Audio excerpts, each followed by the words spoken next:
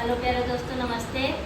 आज एक राखी रक्षाबंधन पर गीत लेके आया। आप लोग उसे सुनिएगा, लाइक सब्सक्राइब करिएगा और कमेंट में जरूर बताइएगा कि आप लोग कैसे लगा। चैनल तो नहीं देखा भाई, शरीर में बड़ा तकलीफ हो रहा है, बहुत मेहनत करी।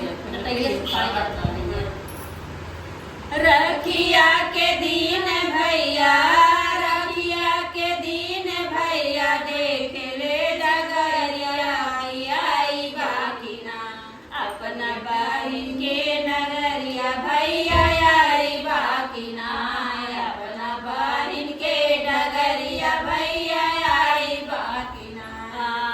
रखिया के दिन भैया, रखिया के दिन भैया, देख ले डगरिया की आई बाकी ना अपना बहिन के डगरिया भैया आई बाकी ना अपना बहिन के डगरिया भैया आई बाकी ना। जीन लइहा कपड़ा लत्ता, जीन लइहा गैया, छूछो हाथ चले अइया हमरे डगरिया। जीन लइहा कपड़ा लत्ता, जीन लइहा मिठाइया, छूछो हाथ चले अइया हमरे नगरिया। तोहरा के लागे भैया, तोहरा के लागे भैया, हमारी उमरिया की आई बाकी ना। तोहरा के लागे भैया, तोहरा के लागे भैया, हमारी उमरिया की आई बाकी ना अपना बहिन के डगरिया भैया आई बाकी ना अपना बहिन के डगरिया भैया आई बाकी ना। रखिया के दिन भैया, रखिया के दिन भैया, देख ले डगरिया की आई बाकी ना अपना बहिन के नगरिया भैया आई बाकी ना अपना बहिन के नगरिया भैया आई बाकी ना। पापा के सान भैया, मम्मी के गुरूर हो, हमरा के भूलिया जानी राखिया के दिन हो। पापा के सान भैया, मम्मी के गुरूर हो, हमरा के भूलिया जानी राखिया के दिन हो। हमरा के भूलिया जानी राखिया के दिन हो। बचपन के भूलिया जानी, बचपन के भूलिया जानी, कर जानी राखिया की आई बाकी ना।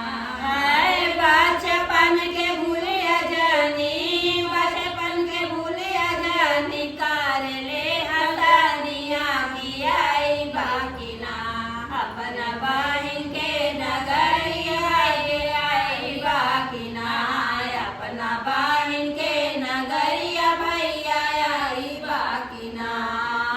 रखिया के दिन भैया, रखिया के दिन भैया, देख ले डगरिया की आई बाकी ना अपना बहिन के नगरिया भैया आई बाकी ना अपना बहिन के नगरिया भैया आई बाकी ना।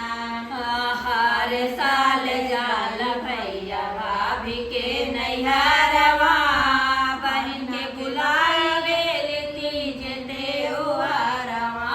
हर साल जाल भैया भाभी के नैहरवा, हमरा बुलावेला तीज त्योहारवा। हमके नचाई भैया